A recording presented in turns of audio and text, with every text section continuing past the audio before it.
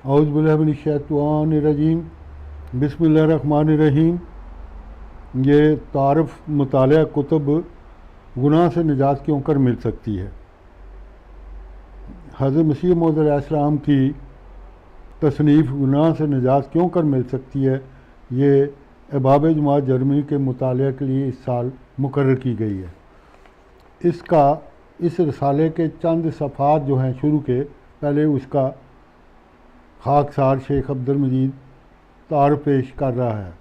हज़रत मसीह मौऊद अलैहिस्सलाम ने इब्तिदा में जो मज़मून बयान फरमाया वो कुछ इस तरह है कि जिस कदर मादी हालत के रूह से ज़माना में खुदा परस्ती की जगह दुनिया परस्ती ने ले ली है, जिस्मानी और मादी तरक्की के दिलदादा इंसान की इसी कदर रूहानी हालत रूब तनज़्ज़ुल है।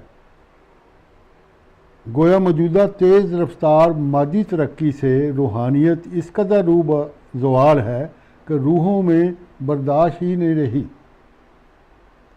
कि वो पाक सच्चाइयों को भी छू सकें। गोया मख्फी तौर पर ज़मीनी मादी कशिश इनको नीचे की तरफ खींच रही है और वो दम बदम एक गड्ढे की तरफ हरकत कर रहे हैं। गोया इस हालत को हम असफला साफलीन कह सकते हैं।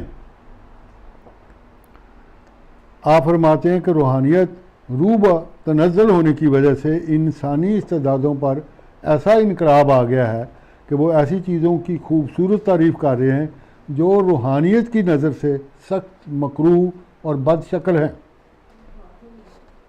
दुनिया परस्ती मादा परस्ती का दिलदादा हर एक कॉन्शियस ये महसूस कर रहा है कि रूहानियत के ख़िलाफ़ ज़मीनी कशिश इनको नीचे की तरफ ले जा रही है। ज़मीनी कशिशों के बर्बाद कुन असरात का नतीजा है कि एक आलम तबाह हो गया। सचमुच रूब खुदा रुजूए खुदा होने को एक हमाकत समझा जा रहा है। इसका नतीजा साफ ज़ाहिर है कि तमाम नफूस ज़मीन पर हैं, यकलख दुनिया पर सरनगू नज़र आते हैं। अब हज़रत मसीह मौऊद अलैहिस्सलाम के पेश करदा इस रसाला में से चंद सवालात जो उठाए गए हैं उसके सवालात और जवाबात कुछ पेश करने की कोशिश की जा रही है। सवाल, बदी की कुव्वत की कशिशों को कौन सी कशिश रोक सकती है? जवाब, यकीन की कुव्वत। सवाल, ईमान यकीन से आरी इंसान को क्या मामला है इससे? जवाब, ये बदी की पनहाई यानी मख्फी कुव्वत जाज़बा कशिश से वह माजूर और मजबूर हो रहा है। सवाल, दुनिया का कारोबार किस पर चलता है? जवाब, कशिशों पर। सवाल, जिस पहलू पर यकीन की कुव्वत ज़्यादा है। जवाब, दूसरे पहलू की तरफ क्या चीज़ खींचती है? जवाब, यकीन की कुव्वत। सवाल, एक कशिश को कौन सी कशिश रोक सकती है? जवाब, जो इसकी निस्बत ज़्यादा ताकतवर हो। सवाल, ये दुनिया सिफली यानी नफसानी कशिश से मुतासर होकर किस तरफ खींच रही है? जवाब, नीचे की तरफ। फरमाया कि ऐसी सिफली यानी नफसानी हालतों इसका ऊपर की तरफ रुख करना जाए नाउमीदी है। सवाल, एक मुखालिफ कशिश आसमान से पैदा होगी तो क्या होगा? जवाब, वो यकीन को बढ़ा देगी। सवाल, यकीन की नज़र से बदी का इर्तिकाब किसके बराबर होगा? जवाब, मरने के बराबर। सवाल, ये यकीन की रोशनी किस आफताब से हासिल होती है? जवाब, इमामुल वक्त से। सवाल, इमाम की शनाख्त ना करना किस किस्म की मौत मरना है? जवाब, जहालत की मौत। सवाल, जो आफताब से रोशनी हासिल करना नहीं चाहता वो किस कानून शिकनी का मुर्तकब होता है? जवाब, खुदा के मुस्तमरा कानून की। आफताब के बगैर फरमाया, आफताब के बगैर आंखें देख सकें? गो आंखों में भी एक नूर है। आंखें किस चीज़ की मुताज हैं? जवाब, नूर आफताब की। आफताब हकीकी नूर जो आसमान से आता है, ज़मीन को रोशन करता है और आंखें इसके बगैर क्या हैं? जवाब, रूहानी बसीरत के बगैर आंखें अंधी हैं। जिस शख्स को आसमानी नूर के ज़रिए यकीन पैदा होगा, इसको नेकी की तरफ एक कशिश पैदा होगी। ये यकीन की रोशनी सिर्फ आसमान से इस आफताब के ज़रिए आती है जो इमाम वक्त होता है। इमाम का शनाख्त करना ना करना जहालत की मौत मरना है। सवाल, जो आफताब से रोशनी हासिल करना नहीं चाहता तो वो मुस्तमरा कानून को तोड़ता है। तुम देखो, दुनिया ने इंतहाई दर्जा तरक्की कर ली है, तो इस तरक्की से क्या समझा जाए? जवाब, यही दिन आसमानी तरक्की के हैं। सवाल, क्या मुमकिन है कि आफताब के बगैर आंखें कुछ दे सकें? गो आंखों में एक नूर है, मगर आंखें फिर किस नूर की मुताज हैं? जवाब, नूर आफताब की, इमाम वक्त की। आसमानी और ज़मीनी कशिश में एक लड़ाई होना क्या है? जवाब, एक तभी अमर है। ऐसी सूरत हाल में एक कशिश नेकी की तरफ खींचेगी और एक बदी की तरफ। अगर एक मशरक़ को तो दूसरी इसके मुखालिफ मगरब की तरफ खींचेगी। दोनों का बाहम टकराना इस वक्त ख़तरनाक होगा, जबकि दोनों में इंतहाई कशिशें मौजूद हों। दुनिया का इंतहाई तरक्की पर मौजूद होना, तो समझ लो यही दिन आसमानी तरक्की के भी हैं। और यकीन कर लो कि आसमान पर भी एक रूहानी तैयारी है। वहाँ भी एक कशिश पैदा हो गई है जो ज़मीनी कशिश से लड़ना चाहती है। इन खौफनाक दिनों में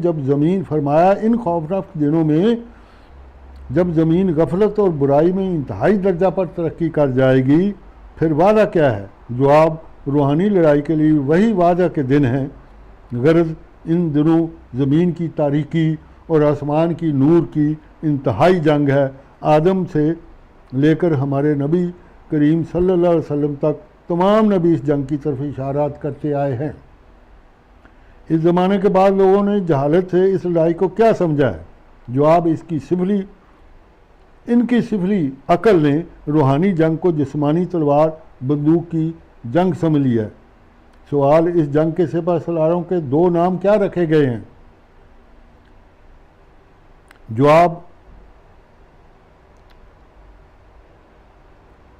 रूहानी जंग को जिस्मानी तलवार बंदूक की जंग इन्होंने समझ लिया। इस जंग के सिपह सलारों को दो नाम जो रखे गए हैं, एक सच्चाई को छुपाने वाला और दूसरा जाहिर करने वाला।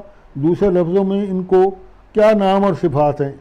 जवाब, आसमान से नूरानी फरिश्तों के साथ उतरने वाला मीकाइल का मज़हर हो और ज़मीन से तमाम शैतानी तरीक़ों को ज़ाहिर करने वाला इब्लीस का मज़हर होगा। सवाल, ज़मीनी तारीकी के फैलाने वाले लश्करों के मुकाबले पर कौन सी ताकत बयान हुई है?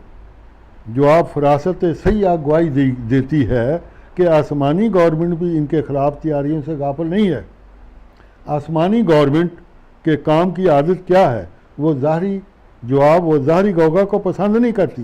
तमाम कार्रवाइयाँ अंदर ही अंदर से कर लेती है, लोगों को खबर भी नहीं होती। तब आसमान पर एक निशान ज़ाहिर होता है और ज़मीन पर एक मीनार रोशन और नहायत सफ़ीद और आसमानी रोशनी मीनार पर गिरती है। फिर वो मीनार तमाम दुनिया को रोशन करता है। ये मुख्तसर फ़िक्रा तशरीह का मुताजर तशरीह ये है कि खुदा ताला रूहानी सिलसिला अगर जिस्मानी सिलसिला के मुताबिक है, लेकिन बाज़ अमूर इसमें ख्वास अजीबिया पाए जाते हैं जो कि जिस्मानी सिलसिला में खुले खुले तौर पर नज़र नहीं आते। अब इस मज़मून के आखिर का कुछ हिस्सा बयान करना चाहता हूँ। सवाल ये है कि ईसाइयों का दीन और दुनिया में फ़र्क क्या है? जवाब, दुनिया के कामों में ये ज़हन रसा है ईसाइयों की, यानी खुदा शनासी में ये नकारा है। सवाल, मौजूदा मुसलमानों और ईसाइयों का फ़र्क क्या है? जवाब, मुसलमानों में ऐसे लोग हैं जो बनी नौ इंसान के हकूक़ तलब करते हैं और ईसाइयों में ऐसे लोग हैं जो खुदा के हकूक़ तलब करते हैं।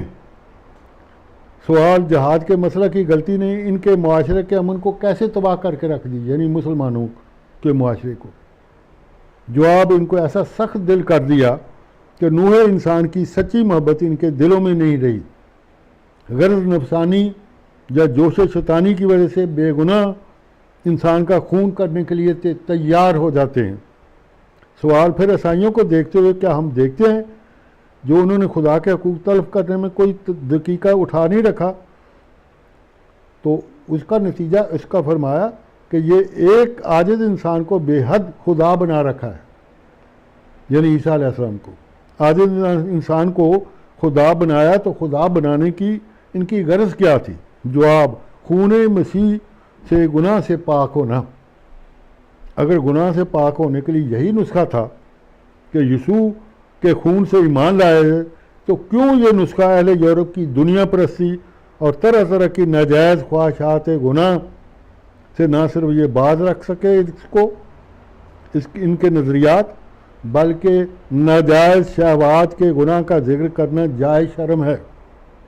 मगर इन्होंने शहवात के जिक्र जारी रखा हुआ है, यानी इनकी बेबाकी बेहयाई ने शहवात नफसानी के खुलेआम जिक्र को रवा रखा हुआ है।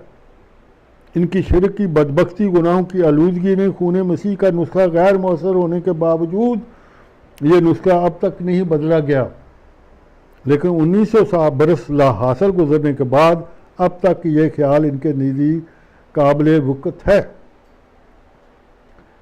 सवाल, इनकी उम्मीद ला हासिल है कि खून मसीह पर ईमान लाकर हकीकी निजात अता हो जाएगी। इस नुस्खा के असर के बारे में क्या फरमाया? जवाब, खून मसीह के नुस्खे ने उल्टा असर किया, दावा गलत निकला, गुनाहों से पाक होने का मकसूद हासिल ना हो सका। अब मैं आखिर में इसी मजमून से मुतल्लिक़ हज़रत खलीफातुल मसीह सालिस रहमुल्लाह ताला का एक इक़्तिबास पढ़कर सुनाता हूँ। वो इनकी